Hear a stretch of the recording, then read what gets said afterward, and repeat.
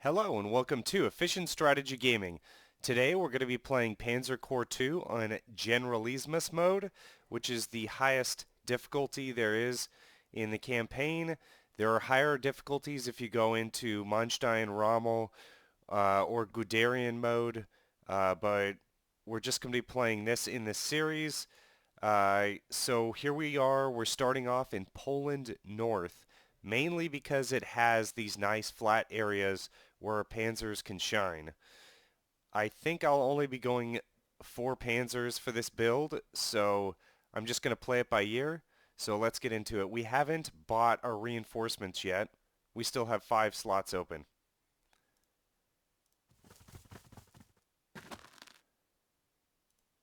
Now I know there's an armored car down here, so I'm just going to go ahead and take that out. We have a Junkers and 2 fighters to soften up the positions here.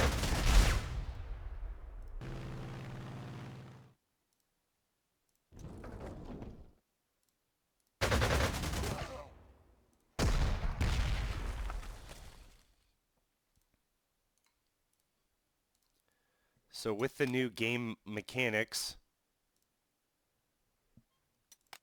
we need to be making sure that we group our forces before we attack, because you get bonuses to mass assault and things like that.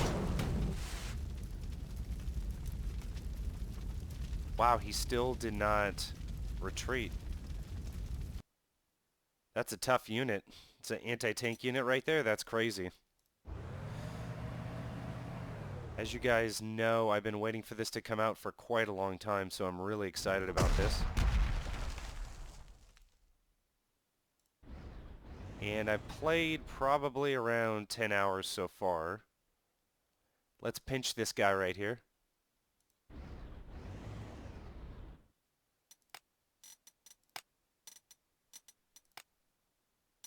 Okay, none of my heroes are assigned yet, so let's go ahead and assign them to our Panzer units. These are Panzer 1s, so let's assign them to the Panzer 2C first. I want my hero that gives double attack, and then we're going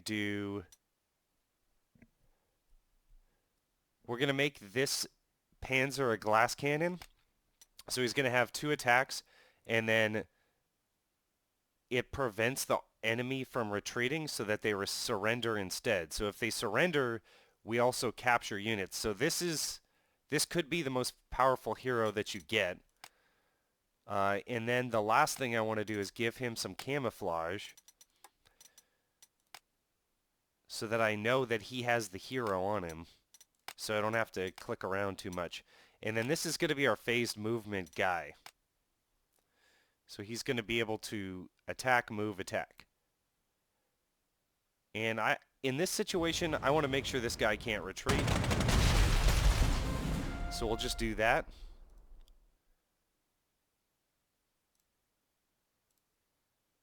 And there's that mass attack bonus.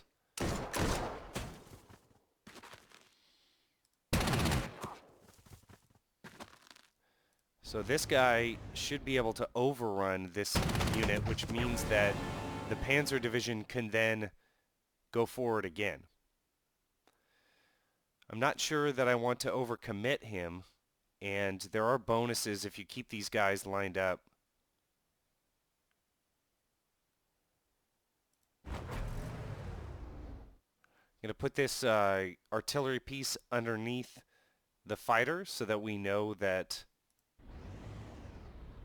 basically he can't get hit by the air. And then it looks like this cavalry unit could come in and attack the artillery piece. So that was a big mistake on my part. But no one's perfect. We're going to add 2 wear infantry because infantry is cheap and it's also good, and it's good at attacking cities. We have quite a few cities to attack. And then I only have 1 slot left. So we're going to go with a strategic bomber that only takes up 1 slot.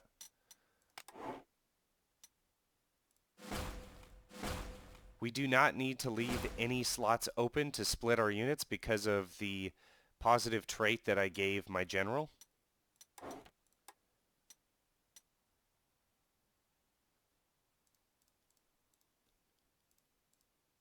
Okay, let's pass the turn. So I think he's going to get hit. Maybe since he's suppressed, they'll just go for him. 1, 2, 3. Maybe they can't see this guy. I'm not sure. So he's encircled. That went way better than I expected. My artillery has excellent position. We're just going to try to delete their Air Force right here. This is the only air unit that they're going to have. So hopefully we can just take him out of the ball game here.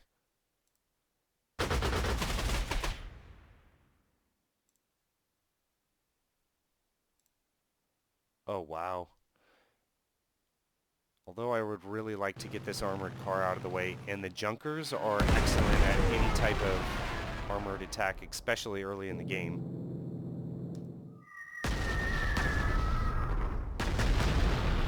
So we're going to try to get a recon and encirclement bonus here.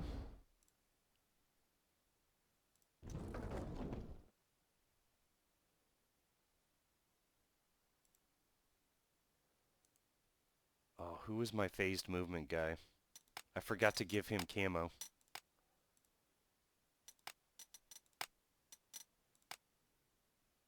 Oh, is this gentleman?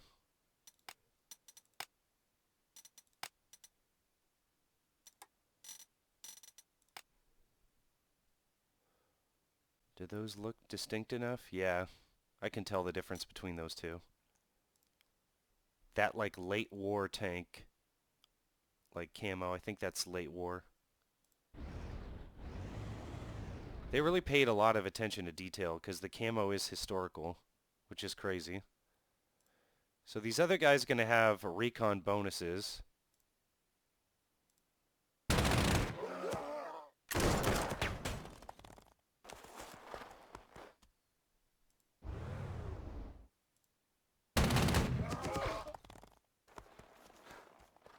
Man, he just got away there. So I could get the phased movement guy, because he can attack that way and then actually come back.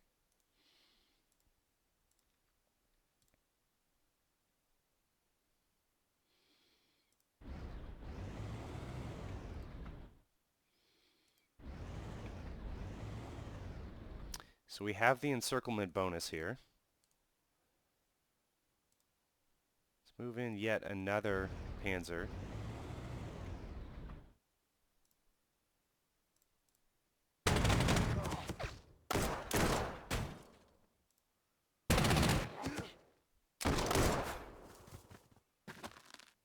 And the phase movement's going to come in handy again. So one of the updates is you're able to undo only 3 times within a scenario if it gives you an advantage. What I'm going to do is just buff this guy because I'm a little concerned that he's so suppressed. As you can see, he's red right there. So he could take major losses if someone attacks into him.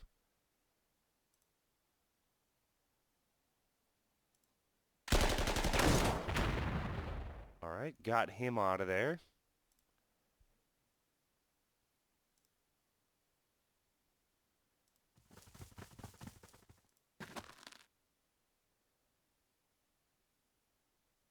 And this is the Pioneer who destroys entrenchment at a 2x rate, I'm pretty sure. Military engineer ignores enemy entrenchments. If there's an engineer next to both attacking friendly unit and its target, the friendly unit will also ignore the entrenchment by 50%. So we want this guy attacking at whatever is over here. And then we also want our artillery to be in range. And this is only a 2 range artillery. If I put him right here, the guy could come out of the town. Let's tuck him back here just for safety. And we'll get the infantry units that we purchased moving up the battlefield here. And just to show you the battlefield, I'm going to take all the flags, every scenario. because that's the best way of winning the game on max difficulty, and that's how I play. That's how I play Panzer Corps 1. That's how I'm going to play this. So hopefully we don't get too beat up here. That's a positive sign that they're attacking this guy and not the guy that was majorly suppressed. So I'm pretty happy about that. We'll start off by strategic bombing this city over here. Weiss. Not sure how to pronounce that. And then I'm going to focus on their units that are doing a little better. So the thing that you will, time and time again, the theme in this game, and I've played up to 3 scenarios so far, there's always a counterattack. So there's no cities between my forces and like the final objective over here. Just a long stretch of territory where you can get your forces thinned out. So be aware of that. And don't let the AI confuse you.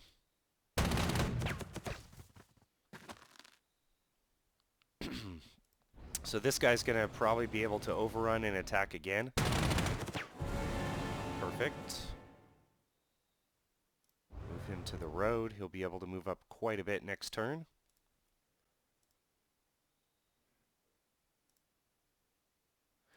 Let's attack this guy. And then he'll be able to move up, overrun again. Okay, so here's where you got to make some decisions. I could scout with this fighter. There's no way that I could put him up closer. I know that there's going to be forces coming up from the north over here to try to connect with the south. That was part of the briefing. Okay, so we use some aerial reconnaissance with my fighter, and there is cavalry right here that we can engage. All right.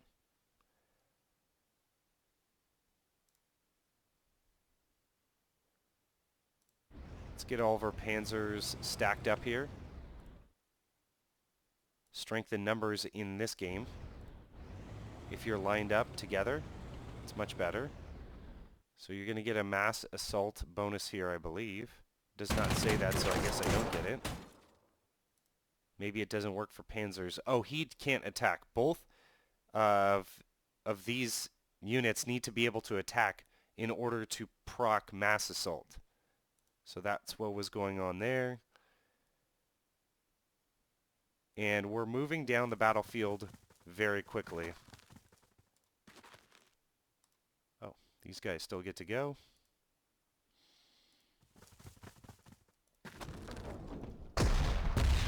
So let's demonstrate mass assault here. I'm just checking to see if I think I can encircle them. Do I still get mass assault if they're not connected? No.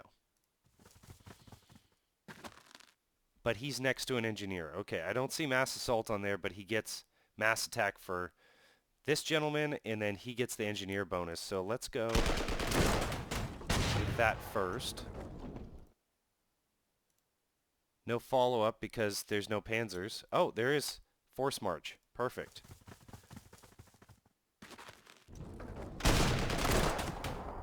So basically my thinking on this is the reinforcements don't get to act first turn. They're going to be trailing. Move them up the middle of the map. Go north, go south, depending on what happens. In the south, you have a straight line here. In the north, you have all this territory that we had to cover. So we're going to have the panzers go up north. I probably should have explained this to you before we started. But basically that's the strategy for this map. And it's working great. Just want to make sure everyone went. And we have no slots. I always check my slots and my prestige before I hit this button here. What's nice is that icon, that animation of the hourglass turning over tells me that we don't have any more moves. So that's very useful. So this is a Bren carrier that the Poles converted into kind of a tank, but it only has a machine gun on it. So it's not very realistic. The attacking power that these quote-unquote tanks have. So they put a dome on top of a Bren carrier, and that's a machine gun. I doubt it would be able to pierce these, but never mind that. Let's forge on here. I don't even know if they brought any of those weapons to bear as well. I'm not sure.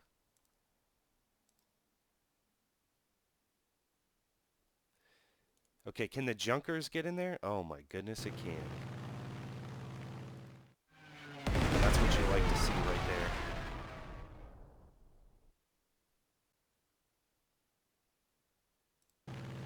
So these airplanes are going to be out of range next turn.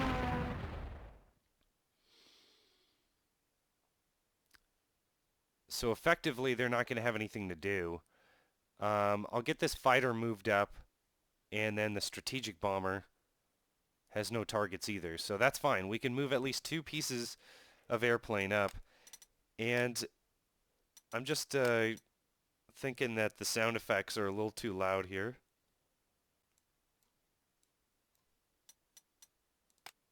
Let's turn those down a little bit. So we can make a mad dash here if we wanted to. Oh, this guy. Perfect. Okay. No whammies. All right. No one there. Then what's nice is he can truck and untruck the same move in certain areas, so they're on a road, so they can just jump out of the truck real quick. No worries. And then I need this unit to take that Air Force. We will rebase our airplanes. This is an excellent mechanic. Whoever was the game developer of this game, like, knew what they were doing. Like, this is an excellent game. The mechanics of the game is 10 out of 10. I couldn't think of what else they could do. And I purchased this game with your Patreon contributions and with ad revenue from your YouTube. I've not talked to anyone from Slytherin. I've seen a few of the devs' videos, and they seem pretty cool. But I wasn't expecting this. Like, this is what a hardcore Panzer Corps player would want. Like, I absolutely think this is everything that you'd want out of Panzer Corps. Because they improved the original concept of Panzer General by a wide margin in my estimation. Oh, we got this guy over here. Okay, let's see what we can do to encircle the enemy. So he should be encircled there. And he gets a recon bonus. But this guy gets to attack for free and just surrenders because he has that hero trait. So that was very powerful. And we can continue on. But you see how it hooks here? There's definitely a guy right here. So he can't actually do that move. We need to scout that area before he does that move. Oh, I even forgot about this. I forgot that unit was there completely. Okay, and he can still attack, and because he can double attack. That's right. Okay. Let's have Recon go first, because he's going to be pretty useless against that city. And then I'm thinking he's not going to... Oh. I was hoping that he wasn't going to retreat off of that attack, but... Obviously, I was wrong there.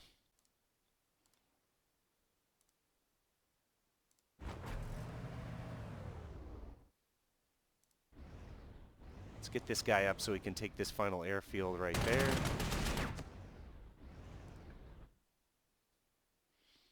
Actually, this guy can get over there, but he's just going to get walloped if he does that.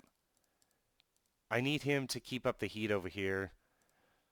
We're doing good on supply. I took the general weakness of poor supply or whatever it's called, and it hasn't affected me whatsoever, so I would definitely suggest taking the poor supply weakness. Maybe it comes up in the Russian winter. I'm going to try to not pick a scenario in the Russian winter if possible. Can this guy upgrade? No. Can any of these guys upgrade? And if you watched my first few videos, you know that I don't like to upgrade my units. I don't use elite upgrades. Also, you need to know that the upgrades are cheaper in between scenarios. So that's something that you need to pay attention to, and you need to upgrade only if absolutely necessary.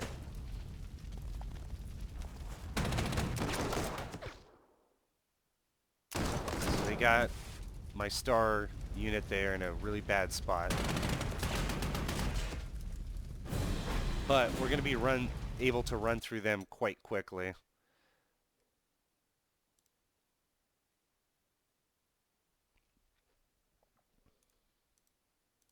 Okay, so they're going to get a little help over there. Let's start softening up Chelmno. And then do I go for the tank or do I go for the infantry? That infantry is scary. I just have nothing to deal with the tank over here. And they got an artillery piece over there.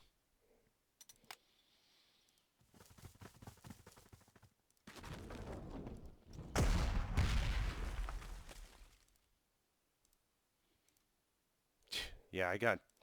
Okay, we're going to have to do this. These are very poor attacks. So this guy's going to get resupplied. We're going to encircle Chelmno. It's not encircled yet until we get this guy out of here. We're going to try to wear him down.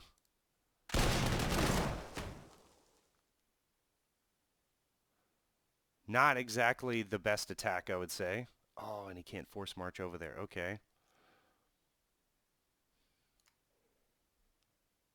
These guys need to rebase.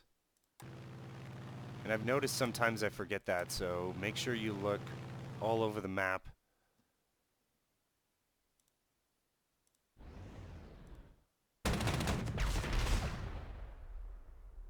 So this guy got his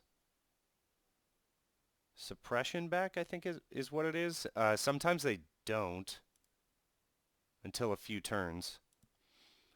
He's going to need to be reinforced. Oh, this guy can tee off. But what if I give him a recon bonus? So the recon bonus means that he can hit. And I really want to tank against this guy. Because the tank's going to be able to attack, overrun, and then attack again.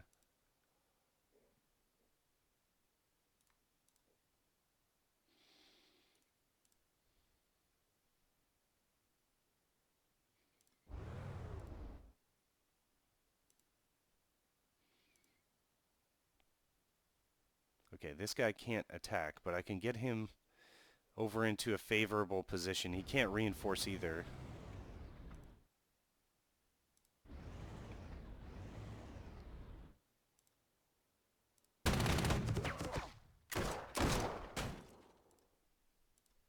I'm not going to put him up next to these engineers because he's just going to get walloped. And that's pretty much done. These guys just rebased.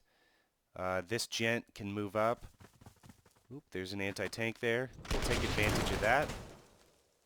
The infantry does quite well against an anti-tank on a bridge. Those guys all moved, and I just want to be extra careful that I don't miss doing something. What I have noticed is that I have not been dividing my forces up a lot. You can divide the forces in half if you like.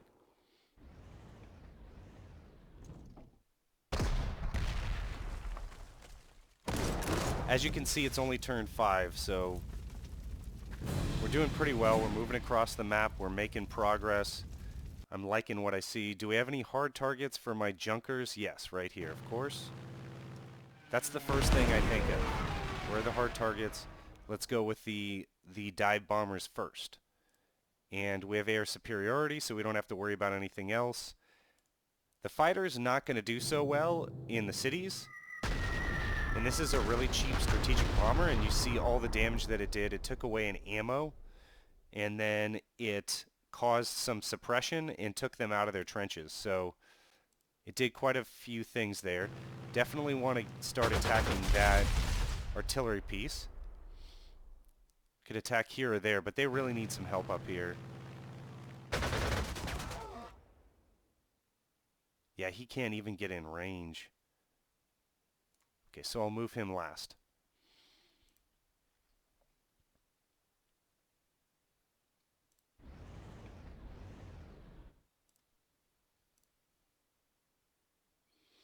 So this is the guy that has the do not retreat button. And this is the guy with the phased movement. Okay.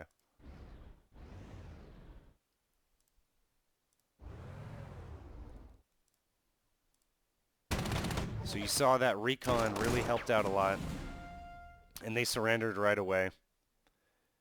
Could get this guy in here and then refit him just so he doesn't get walloped too badly. Not something I like to do, but I will do it. This guy's probably just going to have to hang out. Let's see.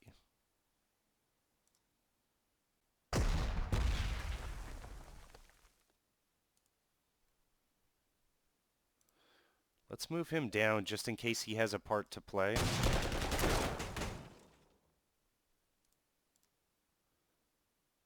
Okay, what's the movement? I'm assuming that this is one movement slot, movement type. He can move two, okay. So that's a little sneaky. Let's move him back here just to make sure that he's out of the way. And then we're going to surround this town right here.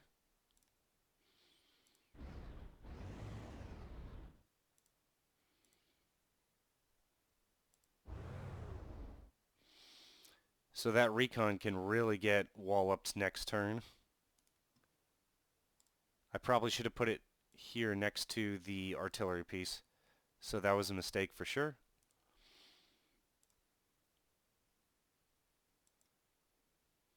It doesn't look like this guy can move. Let's cut off supply to Chelmno and then proceed from there. So the infantry is not going to be able to attack again because it does not have overrun. They're encircled.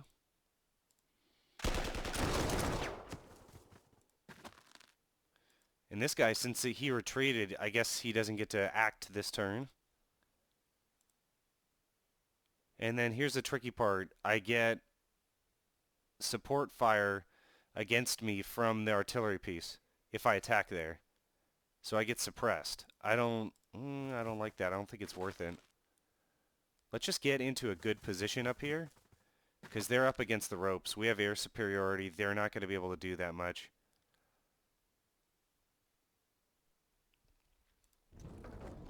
I'll move that artillery piece up. They can defend there. This guy's a bait. If they want to come all the way over here to attack this guy, go ahead. I'm fine.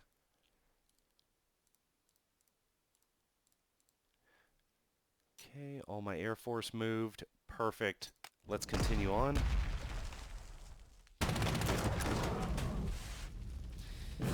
And I admit that I haven't figured out the optimal sequencing in this game. It is different. It's way more complex. So there's not as much of a, like there used to be like just kind of one way of sequencing things with variations, small variations. In this game, you really have to take a look at the situation and adapt your strategy to every single type of situation, and I like that. It's not just like put your head down and just suppress and have the tanks attack, you know. Okay, so we're into a bit of trouble here. This guy's almost completely surrounded. And we're going to have to take a lot of losses. Maybe not. Okay. They're going to overrun. Perfect. That went a lot better than I thought it would. I'm not going to lie. Got a fighter that can go over here.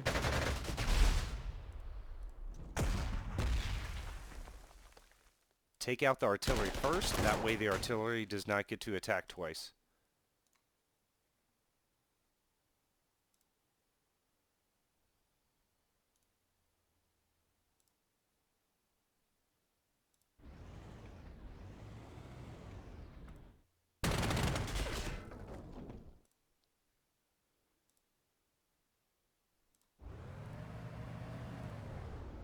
I'm still going to drive these guys over.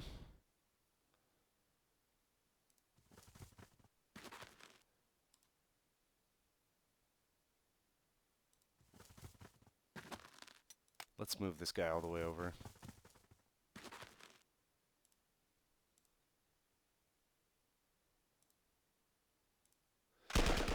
And I have been able to beat this scenario by turn 7, but I feel pretty good right now. Like, I took a lot less losses than I normally do.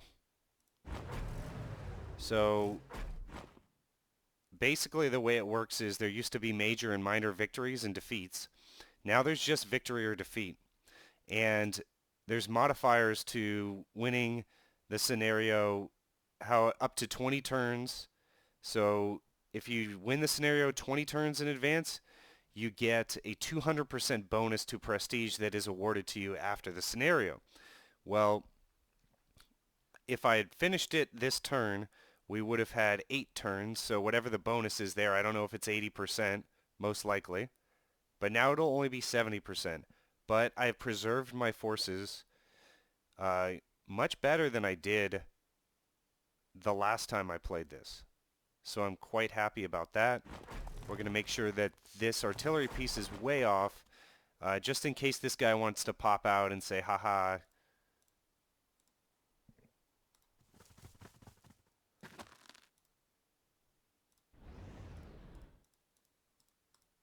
Just in case that guy wants to do like a finishing blow. Okay, so easily we're not going to take major losses here either. I'm liking this a lot.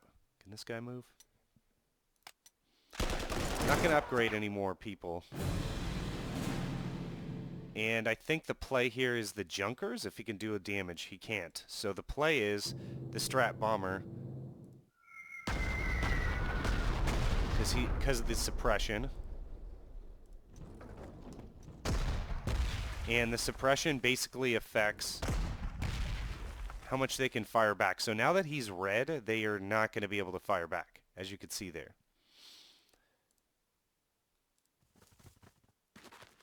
I'm going to try to get my recon in there for the recon bonus. And let's completely encircle this guy.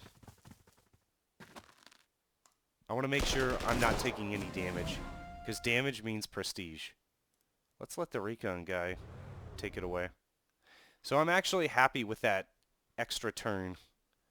It's kind of interesting. It gives you kill-loss ratio here, and the Junkers dive bomber is always at the top of the list. BF-109, the fighters, and the artillery pieces. And then, of course, your infantry and tanks take a lot of damage. They're not going to do more damage, like very much more damage. So their KD ratio is a little Alles less. klar, Herr General.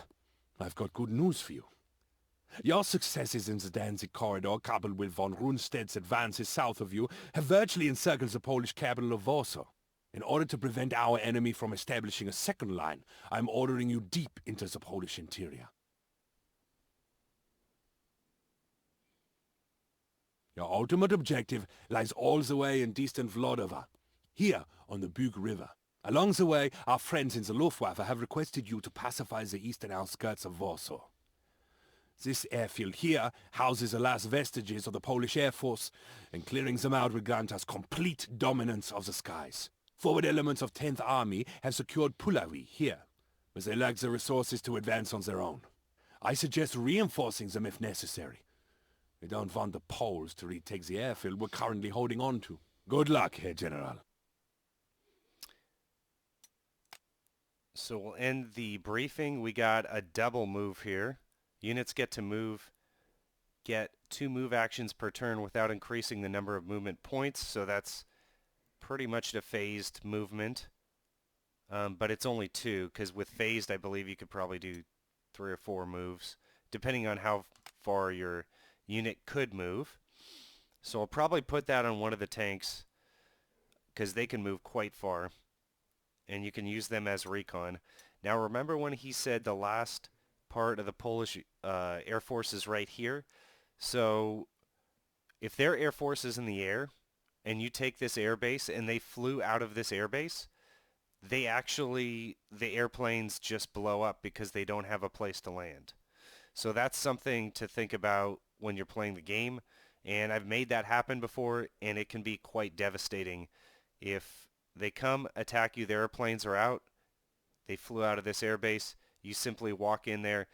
In between the next turn, they'll literally blow up because they have no place to land, or maybe it's simulating that you destroyed them on the tarmac there. I'm not sure. But that's another feature of this game that adds a degree of realism. Obviously, nothing's going to be 100% realistic, but so that is Poland North. Please leave a like and subscribe and consider supporting me on Patreon. I hope you guys buy this game. It's really a treat. If you love strategy wargaming like I do, it's great. I really love it. All right, see you on the next one.